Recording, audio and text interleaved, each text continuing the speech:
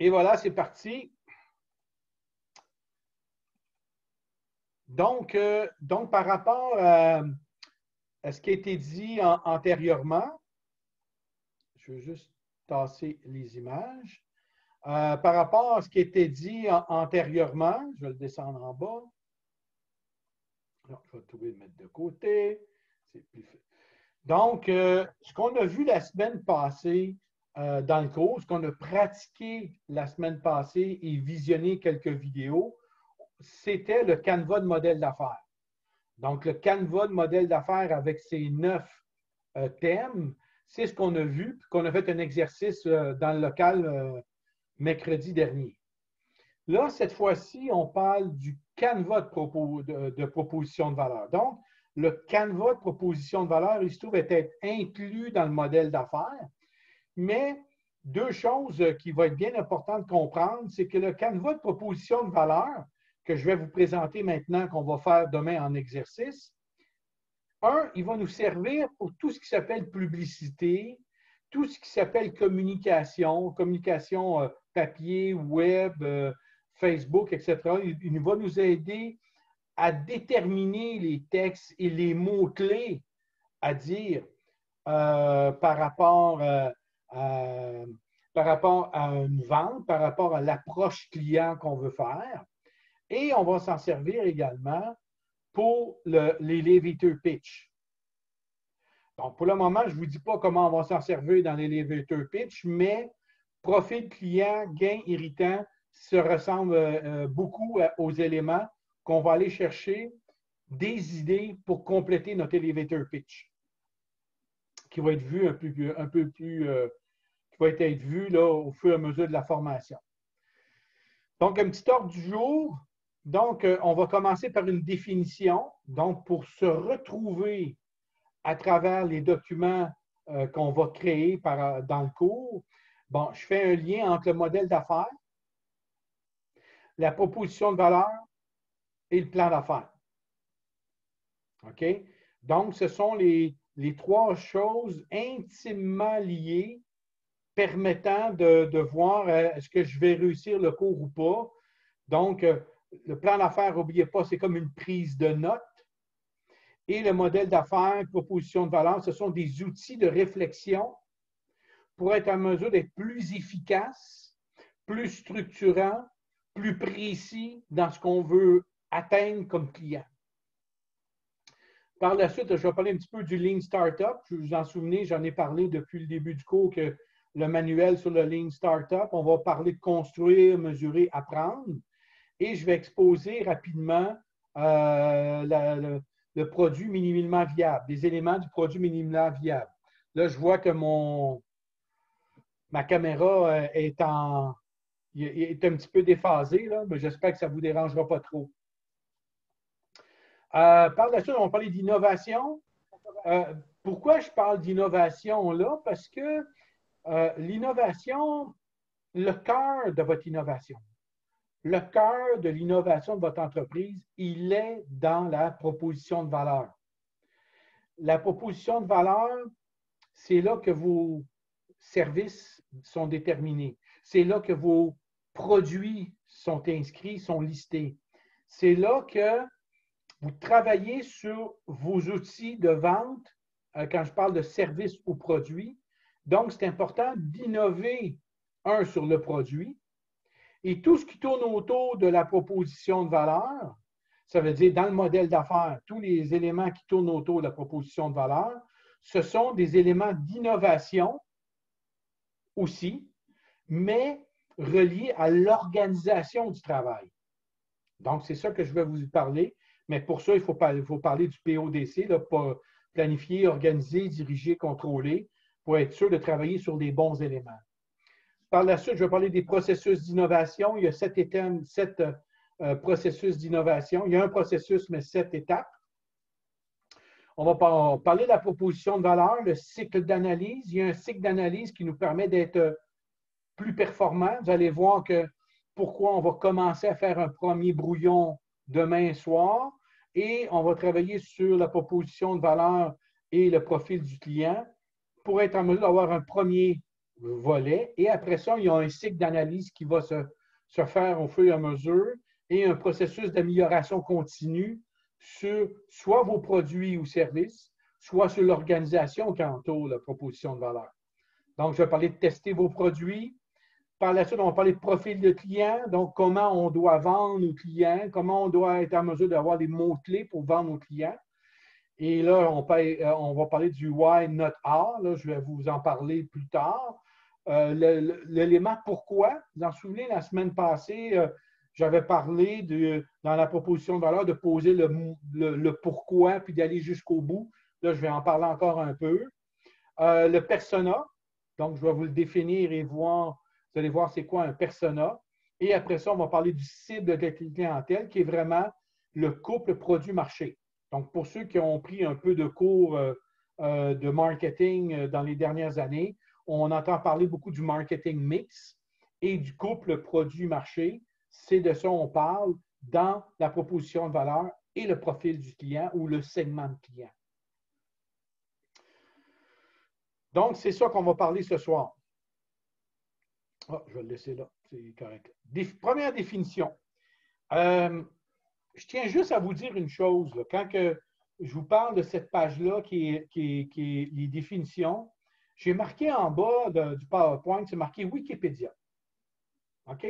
Donc, je vous ai mis textuellement des éléments de définition dans Wikipédia, puis c'est agréablement, j'ai surpris de voir ce qui est écrit. OK? Modèle d'affaires. Donc, c'est là l'angle important du modèle d'affaires qui parle de la proposition de valeur et ces éléments, les 9 éléments entourant le modèle d'affaires. La définition que Wikipédia donne, c'est le modèle d'entreprise, modèle d'affaires ou business model est la représentation systémique et synthétique de l'origine de la valeur ajoutée d'une entreprise et de son partage entre les différentes parties prenantes sur une période ou pour un domaine d'activité clairement identifié. Donc, il y a deux mots-clés là-dedans. L'approche système, c'est un système. Une approche système, c'est un système qui joue avec un ensemble de paramètres et de valeurs ajoutées. Donc, voyez-vous, il y a l'élément clé là, qui parle de valeur ajoutée, qui ressemble beaucoup à proposition de valeur. Définition, proposition de valeur maintenant. La proposition de valeur et surtout la réflexion qui se situe en amont de celle-ci. Donc, on voit vraiment qu'il faut réfléchir à la proposition de valeur qui se trouve être en amont de tout votre processus de livraison de service. Parce que la proposition vous définit l'amélioration de votre produit et service et de la façon de le vendre. Donc, proposition de valeur sert à établir de façon concise. C'est très important, clair, direct et pertinent l'offre de l'entreprise afin de répondre aux besoins de ses clients. C'est ça la clé. Il faut être concis, clair, direct et pertinent. Encore plus aujourd'hui qu'avant, parce que quand on va parler d'elevator pitch, ce sont les 4 éléments clés pour avoir un elevator pitch clair, précis, parce qu'on a très, très peu de temps et on a encore moins de temps quand on est en webinaire avec des gens qu'on ne connaît pas. Donc, la proposition de valeur, elle représente le positionnement de l'entreprise. Maintenant, plan d'affaires. J'ai fait exprès, j'ai gardé ça tel quel. Il découle du modèle d'entreprise. Alors, si vous montez complètement plus haut, c'est marqué modèle d'affaires, le modèle d'entreprise. Donc, ça explique exactement les déroulements du cours, c'est-à-dire on définit le modèle d'affaires, on continue avec la proposition de valeur et un coup que c'est fait, on tombe dans l'écriture de notre plan d'affaires pour écrire les choses concises, claires, directes, pertinentes et l'écrire en de moins de mots possible parce que le plan d'affaires, ce n'est pas un roman. Donc, il découle du modèle d'entreprise. Un plan d'affaires est un document officiel Je vais le redire parce que c'est bien important. Un plan d'affaires est un document officiel. Donc, dans la modèle d'affaires, la proposition de valeur, le seul document officiel, c'est le plan d'affaires. Le modèle d'affaires, proposition de valeur, ce sont des outils vous permettant d'être plus efficace, concis et de vendre en fonction du besoin client. Donc, la proposition de valeur, le modèle d'affaires, c'est bon. Comme moi-même, quand je fais le cours, quand je montre le cours pour vous, des fois, moi-même, regardons ça, je vais faire des choses pour mon entreprise, puis je pourrais modifier telle ou telle chose. Ça, c'est utile toujours. Peu importe la grosseur de l'entreprise, le modèle d'affaires est toujours utile.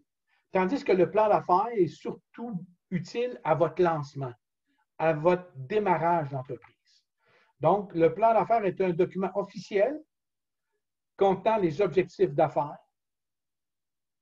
les méthodes organisationnelles, ce qui va entourer votre projet, les méthodes de rejoindre votre clientèle. La meilleure méthode pour rejoindre votre clientèle, ça peut être votre site web, ça peut être le réseau. Donc, c'est quoi les méthodes? La façon et les délais dont ces objectifs peuvent et doivent être atteints. Donc, un peu différent. Donc, ça couvre plus de champs. C'est normal, c'est un document officiel. Donc, il décrit également la nature des affaires. Là, ça, c'est la section 1 qu'on a déjà fait en partie dans les cours précédents. Donc, il décrit également la nature des affaires, comprend des informations de base sur l'organisation de l'entreprise, ses projections financières et les stratégies qu'elle entend mettre en œuvre pour atteindre les objectifs fixés. Donc, voyez-vous, c'est bien différent du modèle d'affaires proposition de valeur. Même si dans le modèle d'affaires, on parle de coûts et sources de revenus, on ne couvre pas les projections financières. Donc, les projections financières pour voir le point mort, ce que les banques veulent avoir, et même pour vous-même. OK? Quand je parle de projections financières, il y a beaucoup d'entreprises dernièrement qui font faillite. On entend ça aux nouvelles là, parce qu'ils ont décidé de fermer les restaurants. Mais ce que je trouve triste avec mes clients à moi qui font affaire depuis 2 ans, 3 ans, 5 ans, 10 ans, c'est que des fois, ils sont en difficulté financière, ils m'appellent, ils ne maîtrisent pas le prix de revient, ils ne maîtrisent pas les éléments entourant leur rentabilité. Donc, moindrement que ça va mal, ben, ils sont en situation de faillite. Pourquoi? Ben, parce qu'ils n'ont pas eu la chance, comme vous, de prendre un cours et de comprendre c'est quoi le prix de revient. Puis le prix de revient doit inclure votre somme d'argent que vous faites pour vivre et aussi un profit. Et souvent, les gens oublient les deux quand ils se lancent en affaires. Combien de fois j'ai vu les gens faire des prévisions financières? Je dis, ton salaire, il est où? Ben là, OK, mais je ne savais pas, il fallait que je mette dedans. Puis en plus, ils oublient leur profit. Donc, le profit, ça ne sert pas à faire du profit pour vos poches. Le profit, on va le voir dans la partie financière, sert à réinvestir l'argent pour quelque chose. Le profit, pour quelqu'un qui fait de l'infographie ou qui fait des sites web, c'est pour développer son propre site web ou définir ses propres brochures puis sa documentation.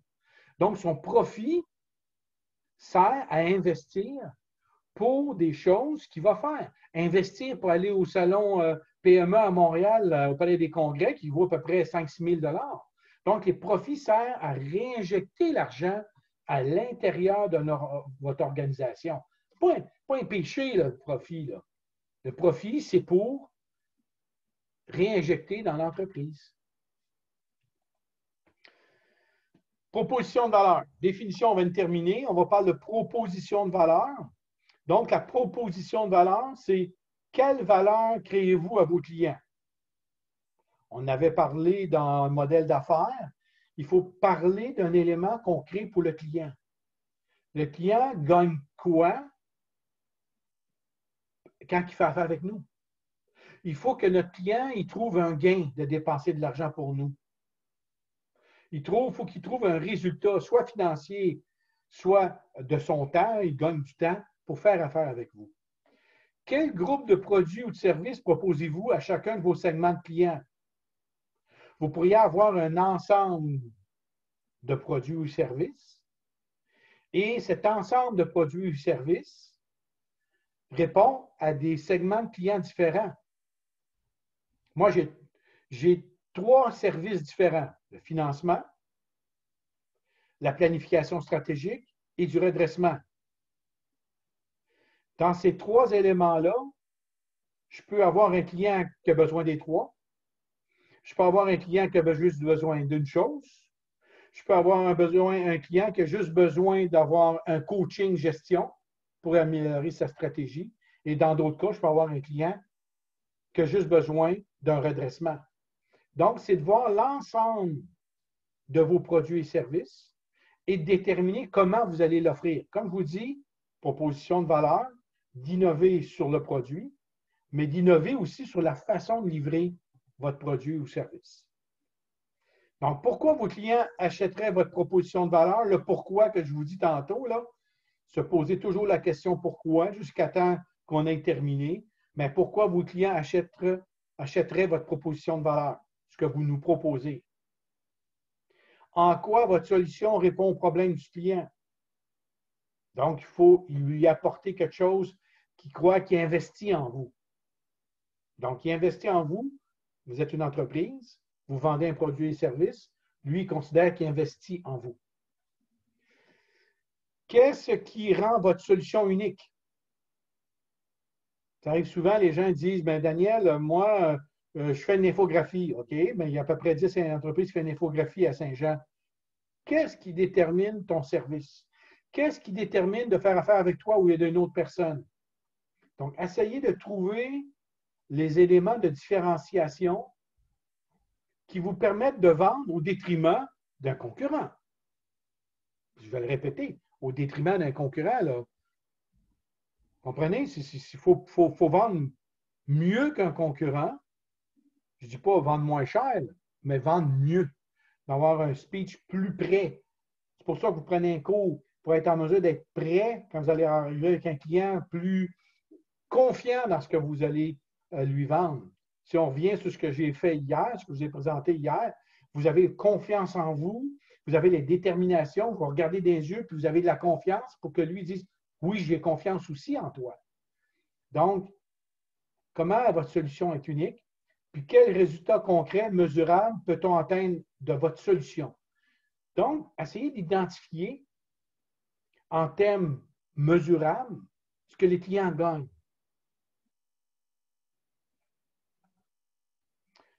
Donc, proposition de valeur est l'élément central du modèle d'affaires. Donc, c'est l'élément central ou au centre de la proposition. Donc, c'est la proposition de valeur, ce sont tous vos services, vos produits et services que vous voulez vendre. OK? Elle est le produit ou service où repose votre stratégie de vente réussie. Donc, plus vous avez une proposition de valeur claire, puis une brochette, peut-être une brochette de produits ou services que vous allez vendre, plus vous allez être en mesure de vendre soit le produit unique ou l'ensemble. Elle représente l'une des principales sources d'amélioration de votre rétention, conversion. Je l'écris en foncé parce qu'on va en parler dans l'élément marketing qu'on va voir à la fin du mois d'octobre, au début du mois d'octobre et à la fin du mois d'octobre. On va parler de taux de conversion. Ceux qui ont pris des cours en marketing, là, vous avez sûrement entendu parler du taux de conversion. Donc, vous faites une publicité sur Facebook, mais c'est quoi votre taux de conversion?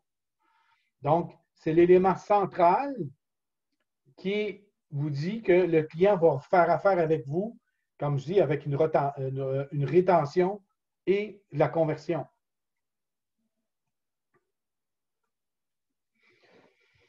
Donc, proposition de valeur, c'est quoi? C'est monter une première version d'une proposition de valeur. Donc, c'est faire un brouillon rapide, de faire un premier jet de proposition de valeur. OK? Puis je vous le dis, ce n'est pas évident, là. Moi, avant que je dise que je fasse du financement, là, vous savez, je suis un ancien fonctionnaire, là. Je faisais du blabla, puis puis mon associé a dit hey, écoute, Daniel, c'est long ton affaire. Essaye de focusser sur le mot financement. Point. Donc, il avait raison. Donc, il ne faut pas trop. Vous savez, il n'y a rien de mieux qu'avoir une assiette qui est bonne que d'avoir une assiette pleine. Ce n'est pas un buffet. OK? Donc, c'est pas un buffet ou un open bar, comme on dit. Ce n'est pas un buffet. C'est quelque chose de précis. Donc, tu es mieux d'avoir un produit que tu aimes, qui a bon goût, que d'avoir tout le buffet, là. Donc, proposition de valeur, construire un ensemble de produits ou services pouvant être offerts à des clients potentiels. Fait que des fois, vous allez construire un ensemble de produits et services. Vous dites, moi, je peux offrir ça, ça, ça, ça, ça. Donc, c'est possible d'offrir un ensemble de produits et de dire, ah, ce produit-là, je ne l'offrirai plus. Je vous donne un exemple. Je donnais de la formation en affaires électroniques. Je vous l'avais dit il y a peut-être une semaine ou deux que j'avais une formation de deuxième cycle en affaires électroniques. Je ne l'offre plus du tout. Pourquoi? Parce que dans mon offre de service, offrir ça était comme hors champ. Donc, je préfère me concentrer sur ce que je suis bon, où il y a des résultats concrets pour mon client, au lieu d'offrir un ensemble de choses. Je l'ai enlevé. Testez vos produits et services et testez l'intérêt de consommer vos produits ou services. Donc, il faut faire un premier test. Vous avez des produits et services, essayez-le à votre entourage, à des amis. Vous allez faire votre elevator pitch dans peut-être un mois, bien, allez le pratiquer au regroupement des travailleurs autonomes. Donc, vous avez la pratique du produit et service et c'est marqué là. Testez l'intérêt de consommer vos produits et services.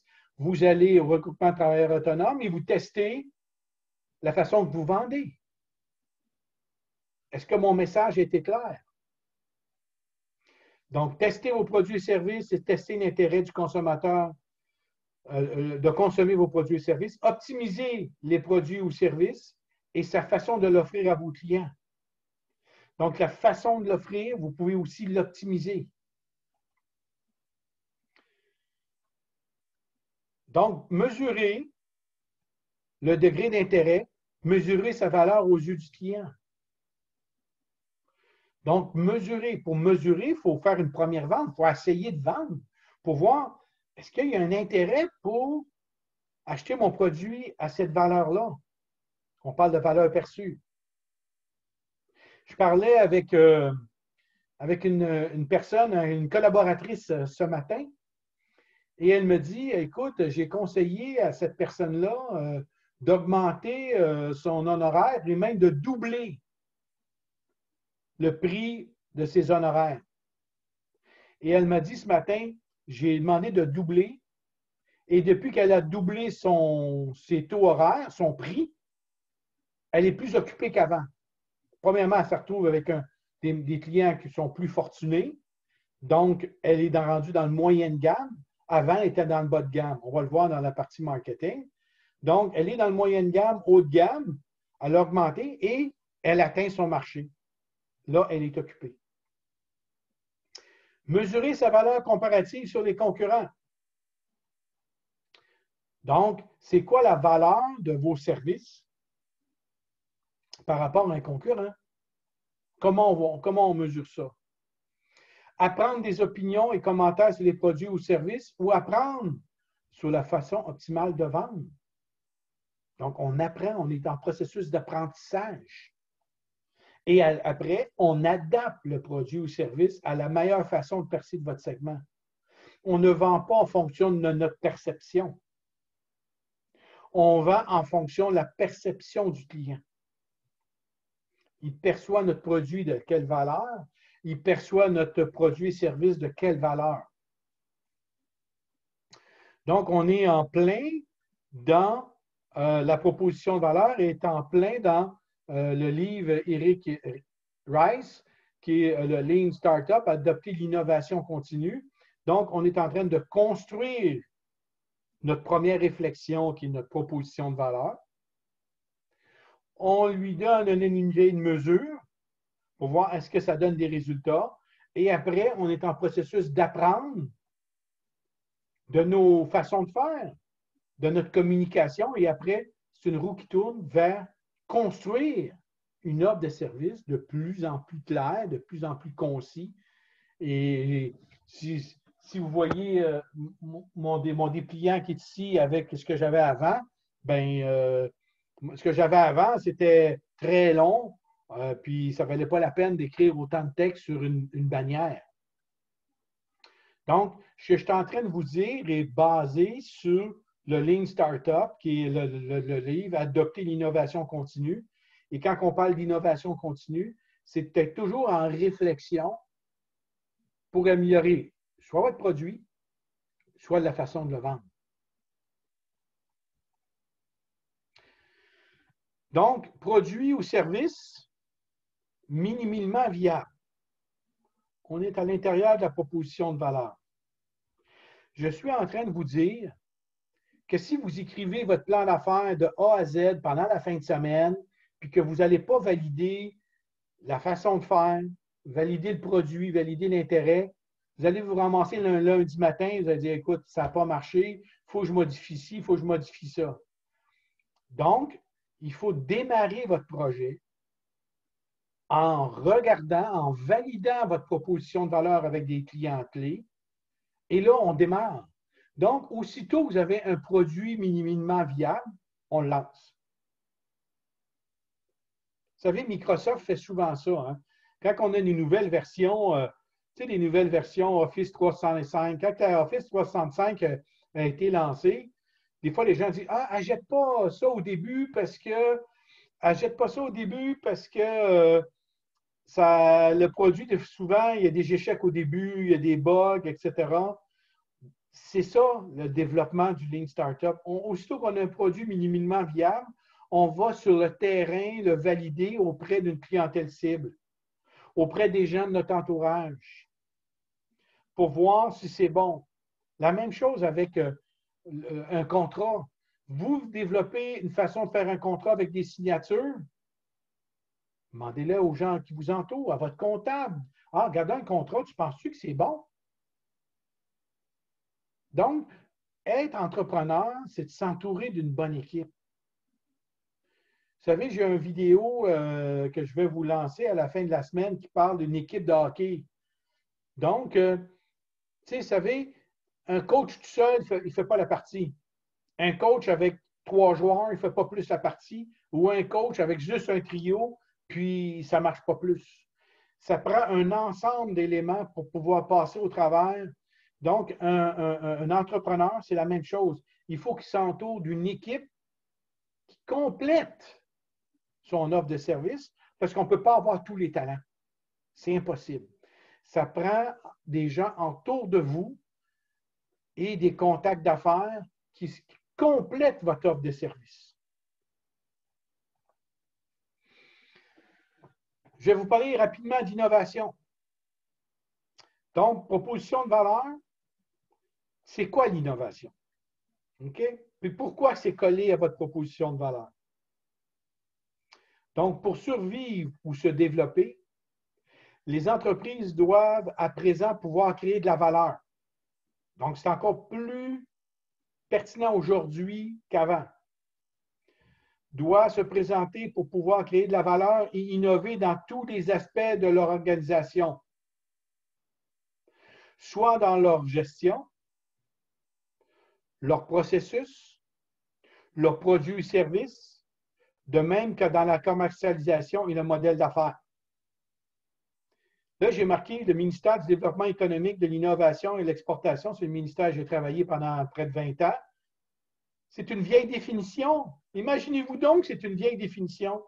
Et combien elle est bonne et actuelle aujourd'hui. Parce qu'aujourd'hui, quand on est en processus d'innovation, on innove énormément dans les canaux de distribution. On développe énormément dans ce qui s'appelle réseaux sociaux, qui se développent beaucoup. Et c'est en train de changer. Pour le moment, on entend parler pas nécessairement bien de certains réseaux sociaux. Là. On entend ça depuis le début de la semaine aux nouvelles, où c'est pas facile pour certains politiciens, les réseaux sociaux. Mais à un moment donné, la raison, les bonnes façons de faire vont prendre le dessus. OK? Donc, il faut faire confiance en l'avenir, il faut faire confiance à la technologie, il faut faire confiance au réseau d'amis et au réseau que la valeur ajoutée est dans la bonne gestion, dans la bonne façon de faire. Et ça s'en vient. OK? Donc, l'innovation, c'est quoi? Un processus qui se planifie. Donc, on est dans le PODC. Planifier, organiser, diriger, contrôler. Un processus réalisable. Donnez-vous des objectifs réalisables. Donc, donnez-vous pas des objectifs irréalisables. J'en avais parlé dans une autre vidéo qui est présentement en ligne, où les gens critiquaient qu'ils faisaient des plans d'affaires irréalistes. Ça m'est arrivé à quelques reprises de recevoir des plans d'affaires de gens diplômés, etc. En 20 minutes, je leur disais, le projet ne marche pas. Donc, si les gens avaient travaillé sur leur proposition de valeur et le client cible, leur segment de marché, ils seraient aperçus rapidement que le processus n'était pas réalisable. Donc, c'est important de travailler sur un processus réalisable et je me dis réalisable souvent à court terme. Pourquoi je vous dis ça? Parce que il y a des fois, les gens ont des objectifs réalisables, mais dans 3 ans. Mais j'ai besoin d'avoir des salaires, moi, là, maintenant. J'ai besoin d'avoir un salaire et des revenus d'ici à la fin de l'année. Donc, donnez-vous des objectifs réalistes et réalisables. Donc, un processus qui doit s'adapter aux besoins de l'entreprise. L'innovation est un processus qui doit s'adapter aux besoins de l'entreprise. Donc, ça doit s'adapter à mes besoins à moi, pas aux besoins de Pierre-Jean-Jacques. Je donne un exemple. Plusieurs fois, les gens ont dit, moins maintenant, mais il y a 2-3 ans, les gens disaient, « Ah, Daniel, il faut que tu sois sur Facebook. En Facebook, c'est la meilleure chose, c'est la même chose. » Et j'ai 0 clients, là. Et je le dis encore aussi en 2020, je n'ai pas de clients sur Facebook. M'en a pas de faire de la promotion sur Facebook, j'en ai pas de clients. Et encore, LinkedIn, j'en ai pas plus de clients. C'est un intermédiaire que j'ai là. Donc, c'est pour ça que quand vous adoptez un processus pour rejoindre votre clientèle, il ne faut pas le faire en fonction de Pierre-Jean-Jacques. Il faut avoir analysé et de savoir vraiment est-ce que c'est un besoin pour moi et comment les gens me rejoignent. Donc, dans le processus d'innovation, il y a 7 étapes. OK? La première étape, c'est de créer les conditions de l'innovation. Soutenir les gens qui innovent.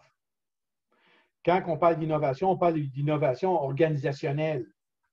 Donc, on parle souvent de soutenir les gens qui innovent. Des gens qui ont des idées, il faut les écouter, il faut leur permettre d'emmener leurs idées.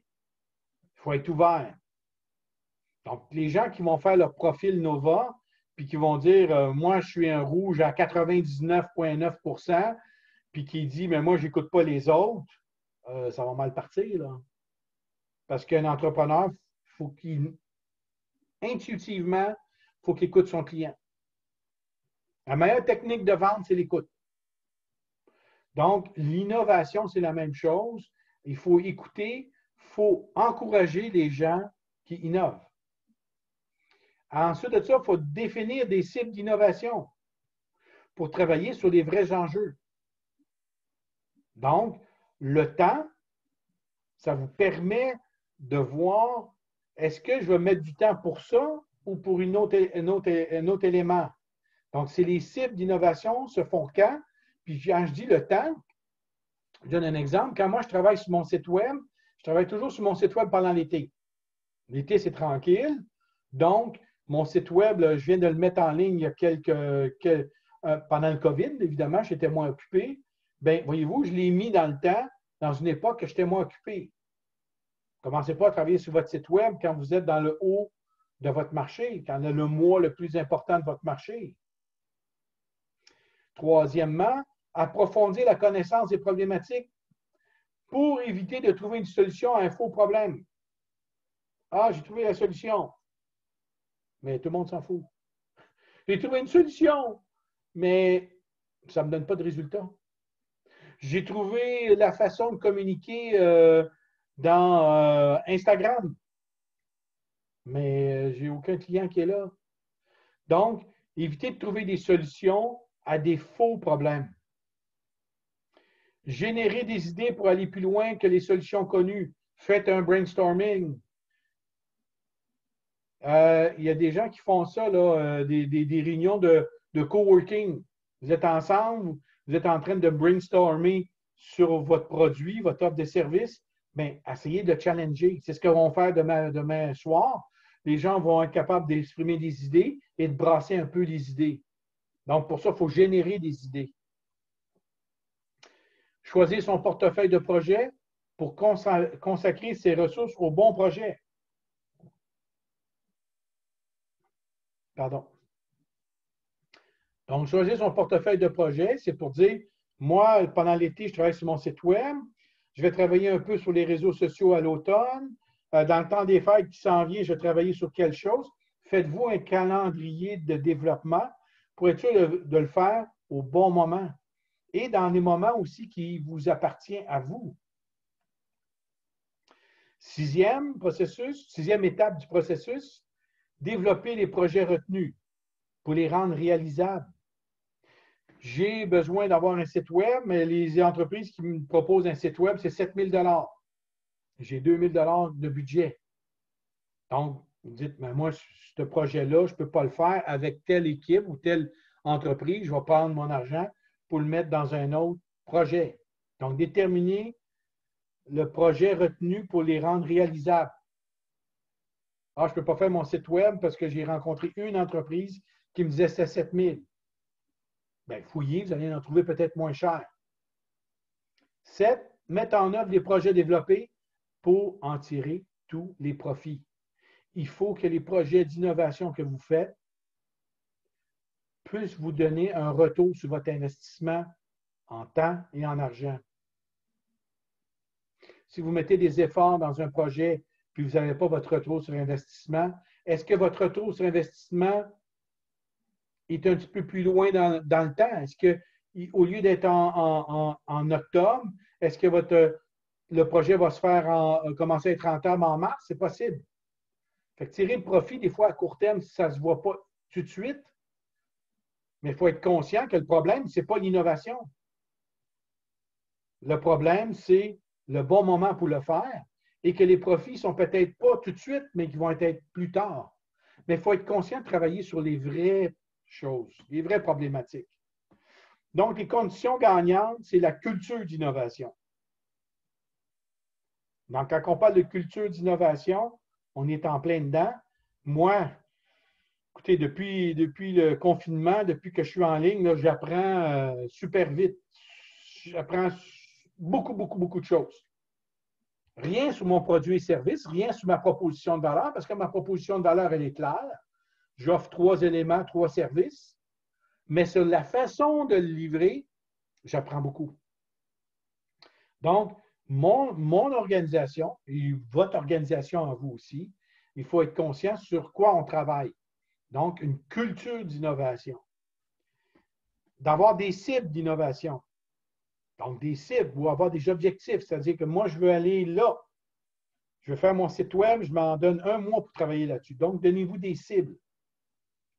Ensuite, approfondir la connaissance du problème. Approfondir vos connaissances. On va voir une personne qui développe des sites web, qui vont vous faire une conférence sur les meilleurs sites web.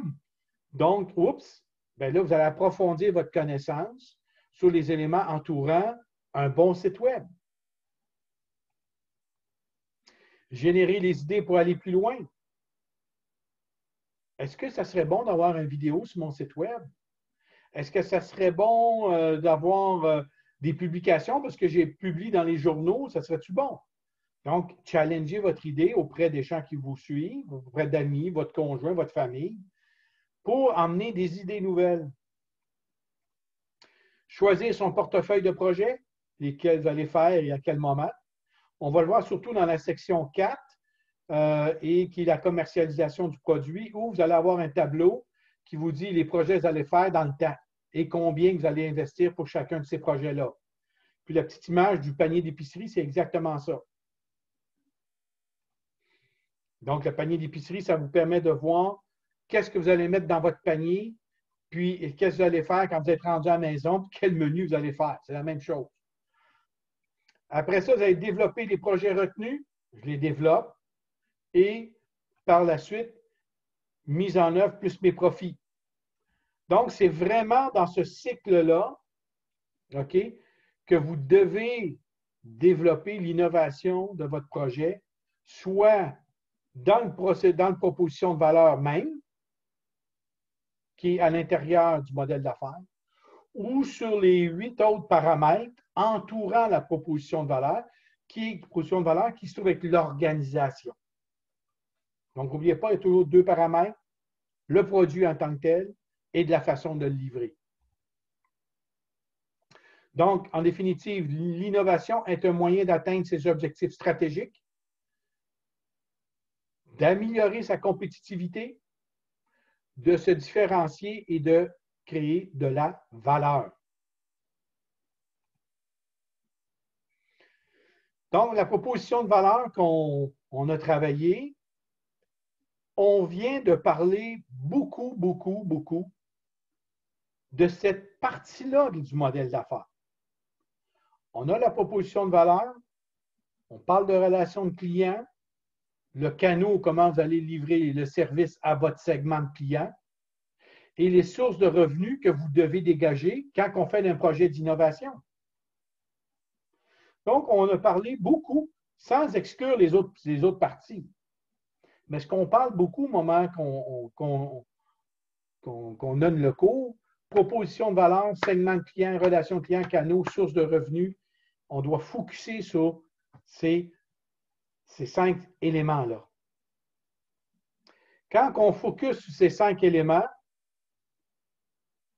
on focus sur la proposition de valeur, on focus sur l'élément de proposition de valeur qui nous amène à regarder la proposition de valeur créateur de gains et solution aux irritants.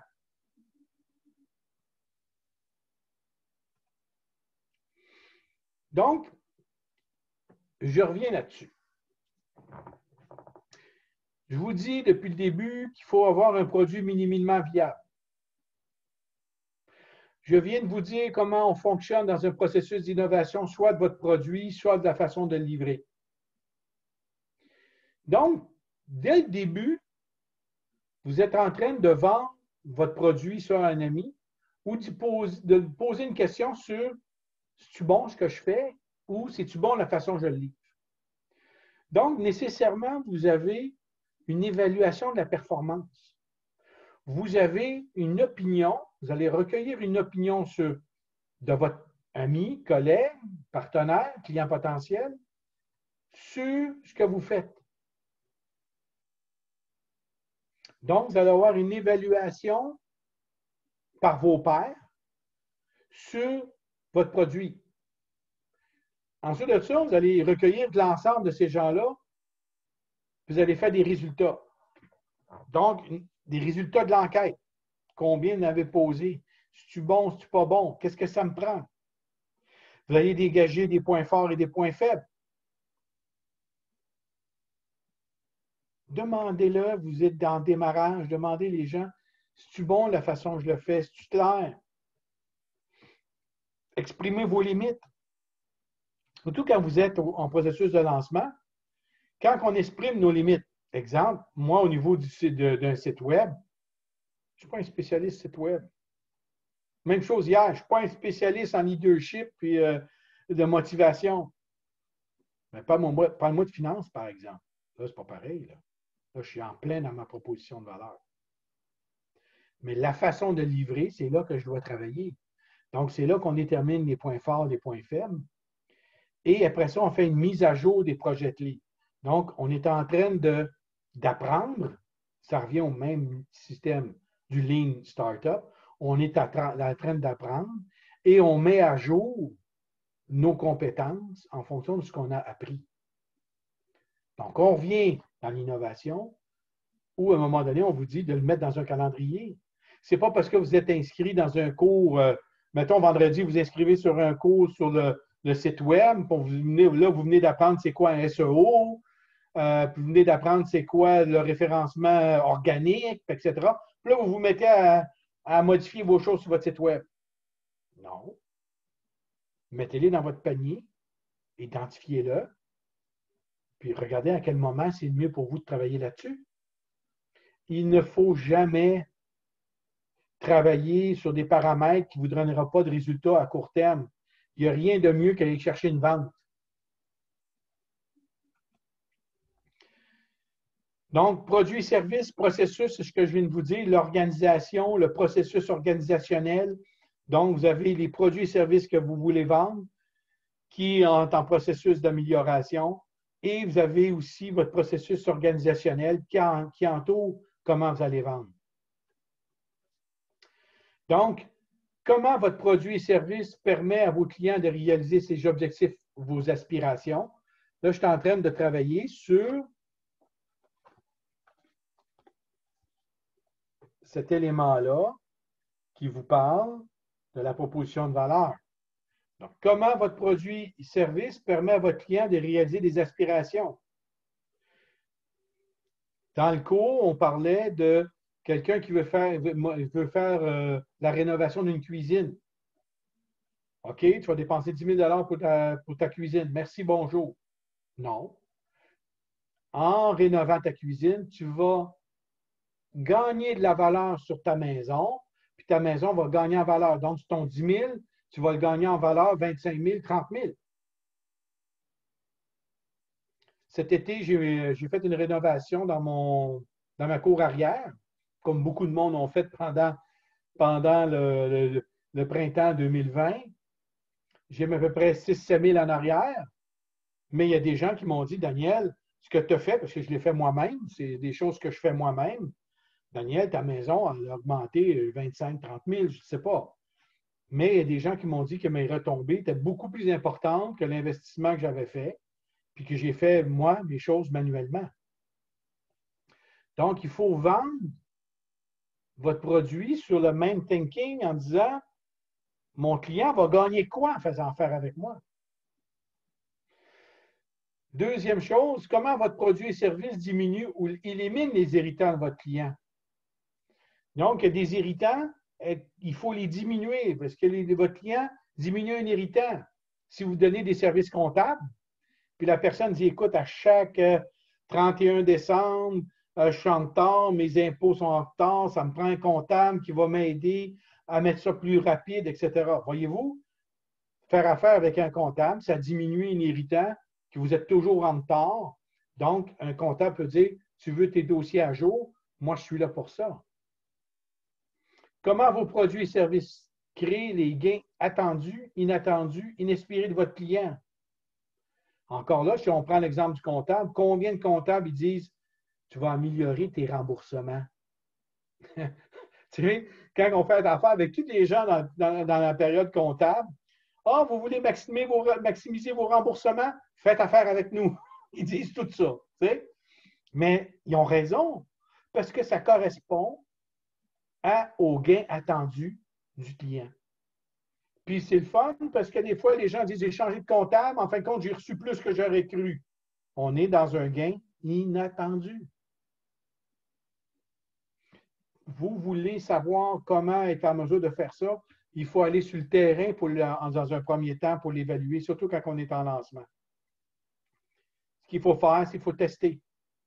Tester votre produit, votre façon de faire pour être capable de trouver les bons mots pour dire s'apercevoir, ah oui, je gagne du temps avec ça ou je diminue un irritant. Donc, proposition de valeur. Donc, une proposition de valeur n'est pas un slogan. Parce qu'il y a beaucoup de monde qui confond les deux, là. La proposition de valeur, c'est la promesse de la valeur que vous allez délivrer à vos utilisateurs. Donc, je rénove une cuisine, puis tu vas gagner dans l'évaluation de ta maison. Mais des fois, il faut faire attention parce que des fois, si vous dites, vous allez gagner, hey, bon, je vais te rénover ta cuisine, là, ça va te coûter 20 000 $. Et puis, quand ton inspecteur de la ville va passer, qui lui dit, hey, tabarouette, tu as fait toute une cuisine, puis que là, ton compte de taxes augmente, on n'est pas plus avancé, là. OK? Donc, il faut dire que le client va avoir des gains. Mais il ne faut pas trop pousser là-dessus parce que ton compte de, quand l'inspecteur va avoir fini, quand ton permis va être terminé, l'inspecteur vient visiter, il ne faut pas te ramasser avec un compte de taxes augmenté, là. Donc, il ne faut pas oublier que la promesse de la valeur que vous allez délivrer à vos utilisateurs, elle est la raison principale pour laquelle vos clients achètent vos produits. Ils n'achètent pas vos produits pour faire plaisir, là. Ils n'achètent pas vos produits pour vos beaux yeux, là.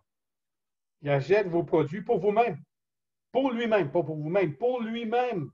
Parce que c'est des choses que lui va être capable de gagner en bout de ligne.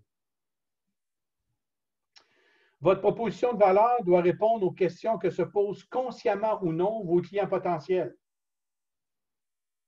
Quel est le problème que vous essayez de résoudre?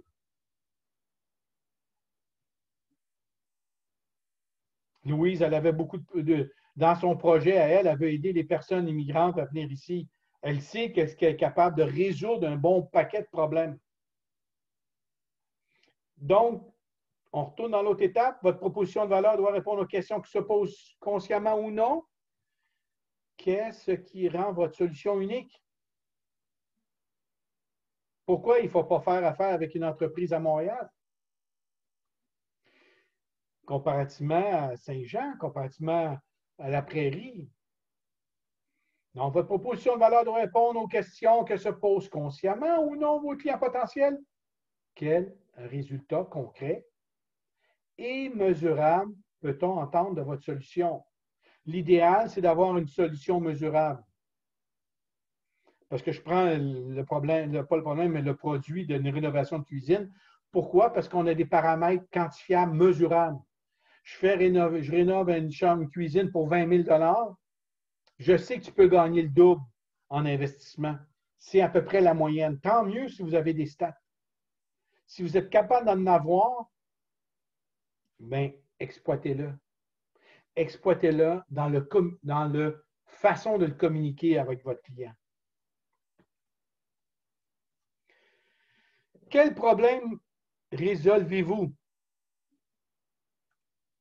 Donc, créez une liste inconsciente d'objections à leur réalisation, à leur utilisation. Votre produit doit désamorcer ces objections. Ah, tes honoraires sont chers. Ah, ça coûte cher. Ah, c'est pas le bon moment. Donc, essayez de trouver des arguments aux objections de faire affaire avec vous. Ces éléments devront être pris en compte dans votre proposition.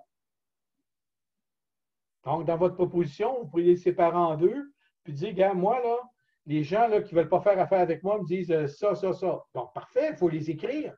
Il faut trouver des arguments pour plus qu'il y ait de réponses. Ah, regardons ça, je n'ai plus d'arguments, pas de réponse, mais plus d'arguments pour ne pas faire affaire avec moi.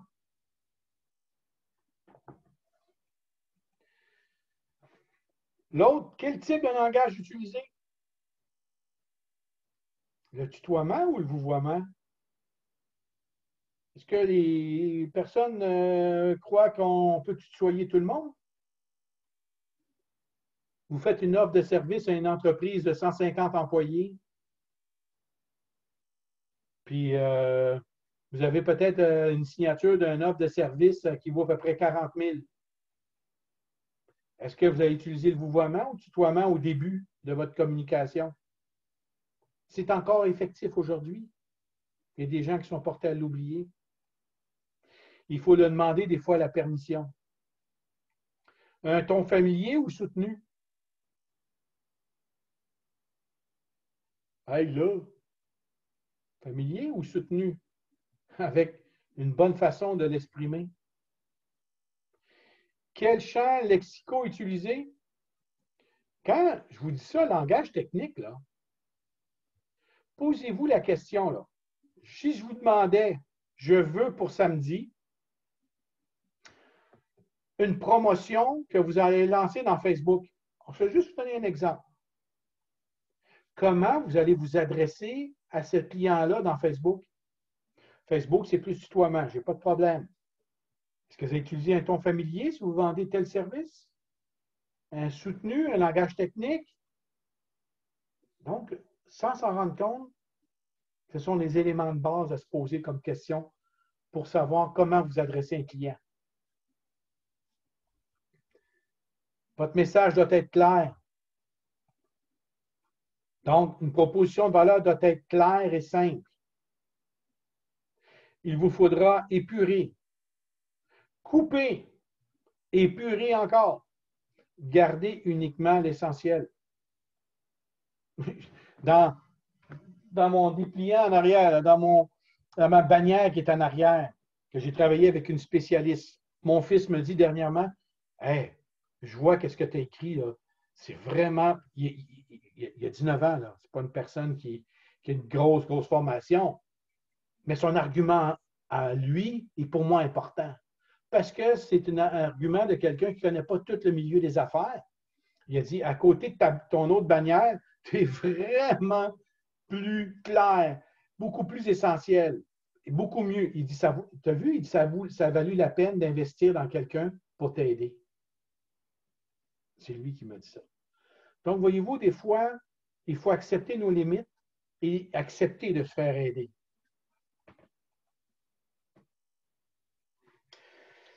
Donc, vous êtes devant le client et moi, je vais vous dire que la façon de vendre, vos utilisateurs n'achètent pas vos produits pour le comment, mais pour le pourquoi. Donc, je vous invite à regarder une conférence TED. Je ne sais pas si les gens connaissent TED. Donc, c'est une conférence TED, c'est Simon Sinek qui dit « Why not all ». Donc, les gens n'achètent pas vos produits pour le comment ça marche, c'est quoi la fonctionnalité, etc. Mais pourquoi je t'achèterais? Pourquoi j'achèterais ton produit? Qu'est-ce que ça me donne d'acheter ton produit? Ça améliore quoi? Donc, pour ceux qui parlent en anglais, vous pourriez aller voir la conférence TED de Simon Sinek qui parle... ici, il y a un manuel qui a lancé, comment les grands leaders nous inspirent à passer à l'action par le pourquoi. Donc, essayez de travailler sur votre proposition de valeur en posant le pourquoi. Pourquoi? Pourquoi jusqu'au bout pour trouver les mots-clés. Pourquoi faire affaire avec vous et pas affaire avec un autre.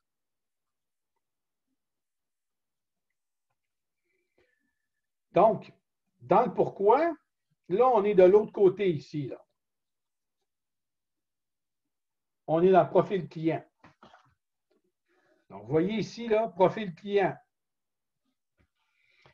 Dans le profil client, quand on se pose le pourquoi, est-ce que le client gagne des gains fonctionnels? Est-ce que le client gagne un gain émotionnel? Est-ce que c'est un gain social, un standing? Est-ce que j'ai un gain observé de façon récurrente? C'est un gain que j'ai à tous les mois. Exemple, vous avez votre site web. Il faut penser à l'hébergement aussi. L'hébergement, c'est à chaque mois. Vous avez la conception de votre site web, puis l'hébergement. Donc, vous ne payez pas cher l'hébergement, mais est-ce qu'il y a des vases communiquants avec le SEO? Donc, il y a des éléments récurrents que vous pouvez gagner. Est-ce que ces gains-là sont prioritaires ou secondaires? Si vous tombez sur un gain prioritaire, vous embarquez tout de suite. Donc, si vous vous posez la question pourquoi, ça va devenir plus évident pour vous d'énumérer les éléments prioritaires pour votre client. Ce sont les mêmes questions pour les irritants. Donc, les mêmes questions pour les irritants, c'est-à-dire c'est un irritant fonctionnel, émotionnel, sociaux, observé de façon récurrente, prioritaire ou secondaire. C'est les mêmes questions, mais qui vont aboutir vers un autre argument, vers une autre perception de comment on devrait vendre. Proposition de valeur, en fonction de votre modèle d'affaires, vous pourriez avoir plusieurs propositions de valeur. Donc, on a fait le cas Jean Coutu. Jean Coutu, il a plusieurs propositions de valeur qu'on peut recueillir, regrouper en plusieurs services. Donc, vous pourriez avoir plusieurs propositions de valeur. Elle peut s'appliquer à l'ensemble de votre entreprise en démarrage, à l'un de vos produits ou à l'un de vos personas. Donc, à l'un de vos produits, c'est le produit le plus vendeur. J'avais parlé que Jean Coutu ne faisait plus d'annonces Jean Coutu, bienvenue, juste un ami. C'est l'Association des pharmaciens du Québec qui investit dans la publicité maintenant pour les pharmaciens. On voit les annonces publicitaires. Faites confiance à votre pharmacien. Donc, on n'a plus la bannière en arrière qui a de l'importance. C'est le pharmacien en tant que tel qui est vraiment le persona ou la façon de le vendre pour rejoindre votre clientèle. Donc, la particularité du persona, c'est un persona est un personnage fictif qui possède des particularités du consommateur idéal de votre marque. Je fais une annonce pour Jean Coutu, c'est le pharmacien qui est devant moi. Je suis dans une situation, si vous regardez la courbe des âges au Québec, beaucoup de monde, la majorité du monde au Québec, sont dans les baby boomers, donc ont plus que 60 ans. Donc, je suis en train de rejoindre la clientèle la plus importante au Québec et leur disant d'avoir confiance en leur pharmacien. Donc, en général, il a son propre nom et ses propres caractéristiques. Les baby boomers. Les caractéristiques démographiques, sociales et psychologiques. Les gens qui sont rendus dans cet âge-là ont les mêmes caractéristiques, souvent psychologiques. Donc, on a la façon de communiquer précise. Donc, trouvez vous-même votre propre persona, votre client idéal. Moi, mon client idéal, c'est une entreprise qui fait 5 millions de chiffres d'affaires, qui a été refusée à la banque. Moi, là, avec ça, là, j'ai le jackpot. Un client qui fait 5 millions de chiffres d'affaires et qui dit allé à la banque, il a été refusé. Moi, j'ai mon client type. Ça ne veut pas dire que si j'ai un client qui fait 2 millions, je vais dire non. Ça ne veut pas dire que si j'ai un projet de démarrage à 15 millions, je vais dire non. Un persona, c'est le client idéal, mais j'ai d'autres clients dans mon segment de marché, j'ai d'autres types de clients. Donc, le client cible, c'est le fait de créer un persona permet de concentrer vos efforts marketing sur les caractéristiques, les besoins et les envies de votre clientèle cible. Donc, si je mets les efforts en fonction d'une entreprise qui fait à peu près 5 millions, bien, je peux tomber sur à peu près une entreprise qui fait 2, sur à peu près une entreprise qui fait 8 ou qui fait 10. Parce que le message peut rejoindre un ensemble de clientèle, puis je ne veux pas me restreindre. Donc, persona, c'est le client idéal. Donc, dans la proposition de valeur,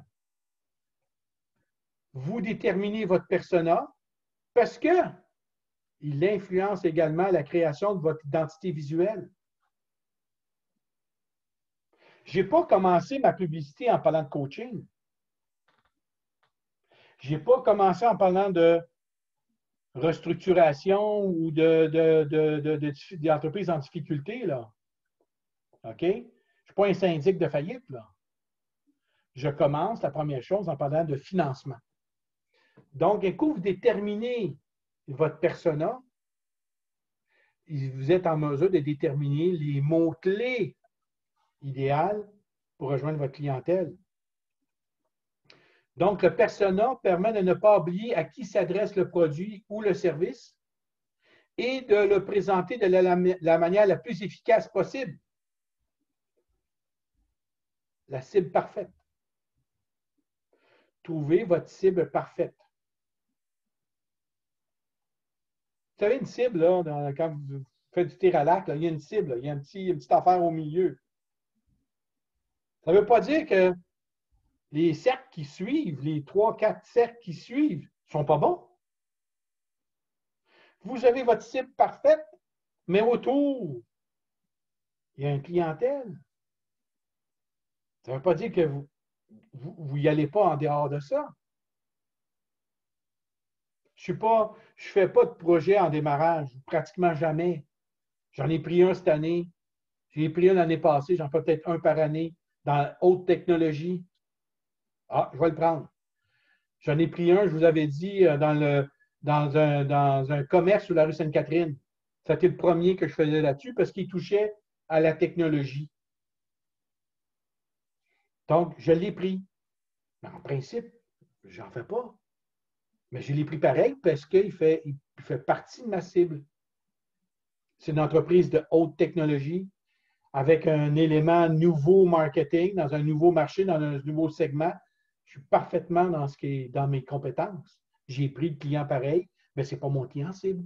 Parfait. Mais c'est un client cible qui fait partie de ma cible complète. Comment savoir si ma proposition de valeur est bonne? OK? Faites pas comme le coyote, là. Il s'imagine que sa cible est parfaite, mais il l'atteint jamais, là. OK? Il n'atteint jamais sa cible. OK? Donc, comment savoir si ma proposition de valeur est bonne? Il faut tester et s'ajuster en conséquence. Est-ce que le coyote, dans ceux qui connaissent le coyote, est-ce qu'il teste son projet? À peine, il fait un petit mouvement rapide là, pour voir si ça marche. Après ça, il se lance. Mais il rate sa cible aussi.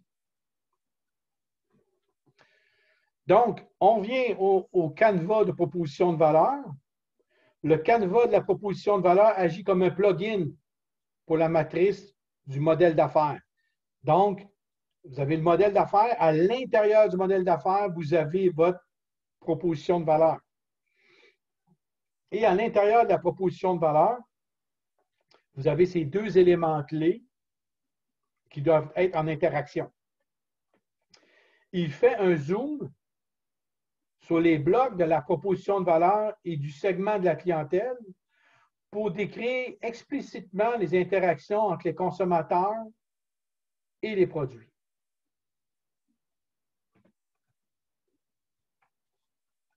Donc, pour ceux qui ont déjà pris un cours de marketing, on est en plein dans le marketing mix entre produit-marché. Vous avez un produit, vous avez un marché. Donc, on est exactement dans une analyse de marché. On est très proche de votre analyse de marché où vous avez des produits ou services que vous voulez vendre à un marché spécifique. Quand on va commencer à faire notre analyse de marché, il faut faire notre analyse de marché en fonction d'un client type à rejoindre et à le connaître et le connaître l'environnement que vit ce client-là. On va le voir dans la partie analyse de marché. Mais on est dans le couple produit-marché. On appelle ça le couple produit-marché. D'abord, examinons de plus près les consommateurs en esquissant leur profil. Donc, comme je vous dis, il faut voir le profil et l'environnement qui entoure notre client. Il faut analyser ce que les consommateurs que vous ciblez tentent de faire. Il peut s'agir de trois choses. Les tâches qu'ils essaient d'accomplir, les problèmes qu'ils souhaitent résoudre, puis des besoins qu'ils cherchent à satisfaire.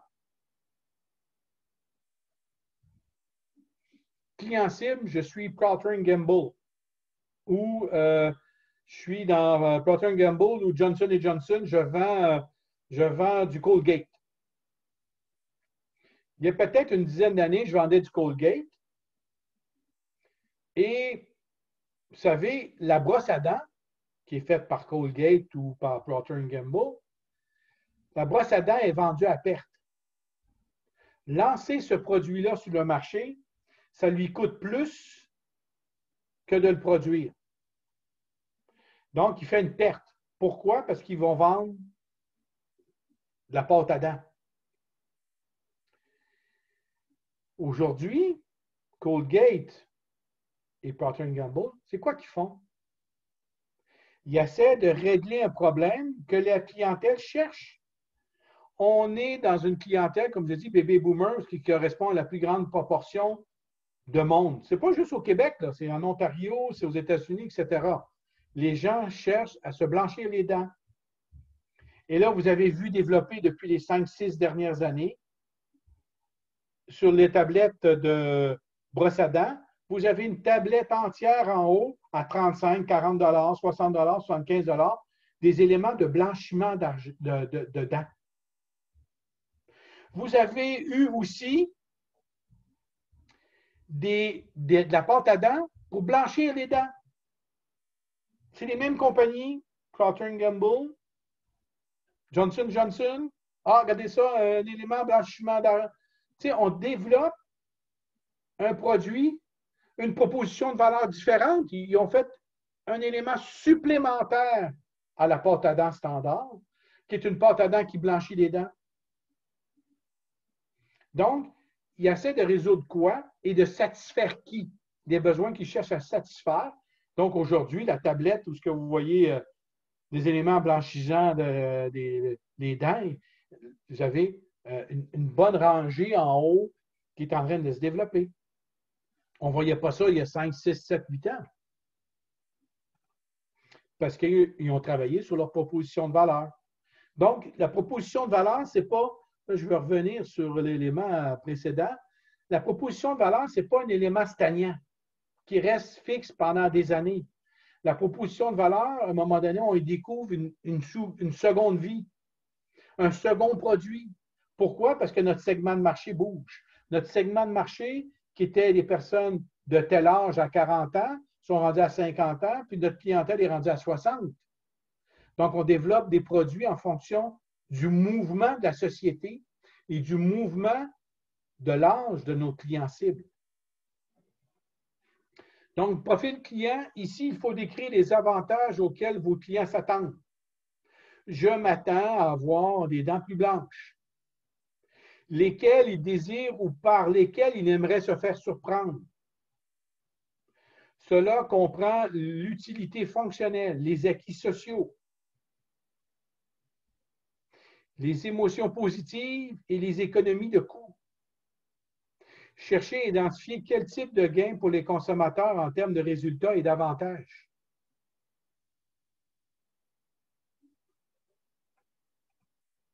Ce sont les gains. Quand moi, je suis né d'une grande famille, on était 7 chez nous, Costco n'existait pas, là. Club Price, anciennement, ça n'existait pas. Puis à l'époque, on était 7, on aurait voulu des affaires pleines. Je vous donne un exemple. Là. Quand ils vendent la salade, là, ils en mettent 6 dans un sac. Hein? Tu sais, c'est Costco, là, ils en mettent 6 dans un sac. Alors, je suis bien beau, je ne l'ai pas cher, mais tu réponds un petit peu trop à mes besoins. Là, moi, j'ai un irritant. Là. Quand je n'achète 6, là, je en mange toute la semaine. Peut-être que j'en ai besoin, là, mais j'en mange toute la semaine. Donc, oui, j'ai un gain monétaire, mais il ne faut pas en donner plus que le client demande. Là. Donc, irritant, il faut présenter hein? Là, il y a quelque chose qui est mal écrit. Là. Les ennuis des consommateurs, tels que les émotions négatives, les obstacles, les coûts imprévus, les éléments perturbateurs et les risques que les consommateurs peuvent rencontrer avant, pendant et après l'exécution des tâches. S'il y a quelqu'un qui veut démarrer une entreprise et qui dit « Moi, je veux briser l'isolement. Je veux avoir des thèmes généraux pour parler comment les gens se sentent, puis je fais la promotion de ça sur Facebook. Je suis sûr que vous allez avoir des clients. » Donc, les gens vivent des irritants présentement. Donc, essayez de répondre à leurs besoins.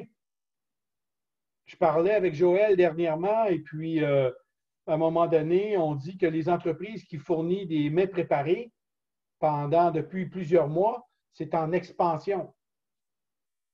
Les gens font de moins en moins la cuisine Puis là, quand c'est le temps d'en faire, ils n'ont pas les habilités pour le faire, fait qu'ils commandent. Donc, les gens, les restaurants vont se transformer en élément de service client. Ça veut dire qu'ils vont faire la livraison. Tu peux commander en ligne, puis on va te le livrer.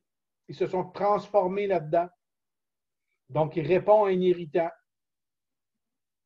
Donc, si vous avez de l'autre côté un besoin, vous vendez un besoin social, un besoin émotionnel qui est de discuter puis de parler, vous êtes dans le bon créneau. Vous répondez à un irritant. Donc, produits et services, une fois que vous avez déterminé le profil de la clientèle cible, il faut déterminer 3 choses. Donc, tout d'abord, la liste de tous les produits et services autour desquels votre proposition de valeur est construite. Ensuite, réfléchir de la façon dont le produit et service que vous voulez offrir aideront vos clients à accomplir une tâche. En quoi ça va être mieux pour eux ou à satisfaire un besoin de base. Troisième élément, classer tous les produits et services en fonction de leur importance pour vos clients.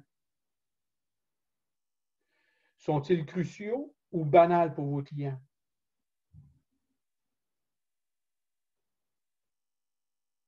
Vous êtes dans la proposition de valeur de Jean Coutu. Les premiers items, c'est le pharmacien, comptoir d'ordonnance. Deuxième, c'est probablement les cosmétiques parce qu'ils ont 2 rangées de cosmétiques. Ils ont à peu près 2 rangées de cosmétiques. Troisième élément, il y a de plus en plus de produits consommables. On est rendu à vendre des chips, à vendre de la liqueur, des articles scolaires, puis de la bouffe, la nourriture, du lait, du pain, des œufs, etc. Donc, il faut les classer en ordre d'importance. Donc, les gains, créateurs de gains. Enfin, il faut décrire comment vos produits et services créent des gains pour le client. Comment créent-ils des avantages pour vos clients?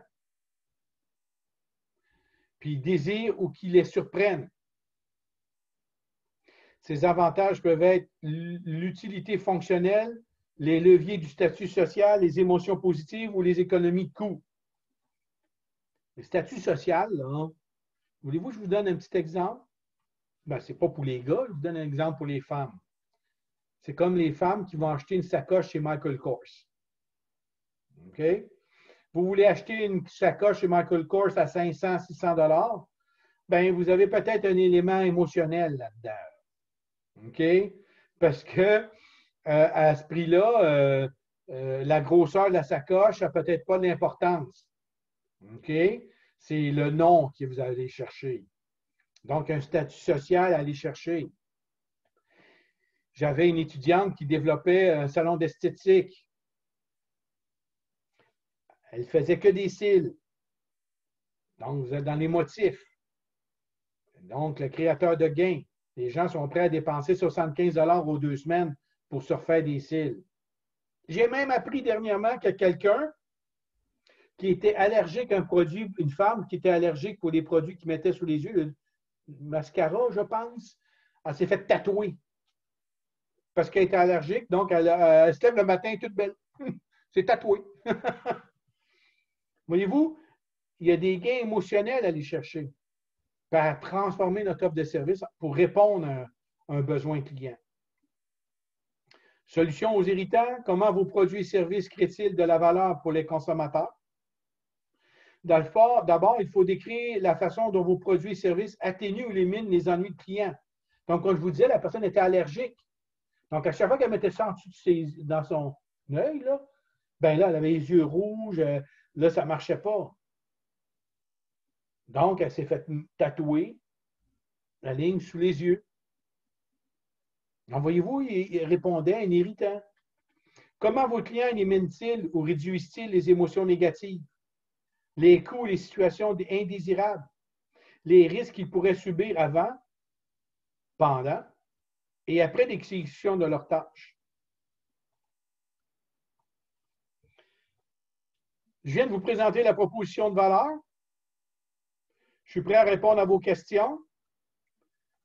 Alors, écoutez, c'est l'ensemble de la proposition de valeur. Donc, on va y revenir dans les prochains cours pour aller plus loin, pour être en mesure de faire le lien avec le modèle d'affaires et le plan d'affaires.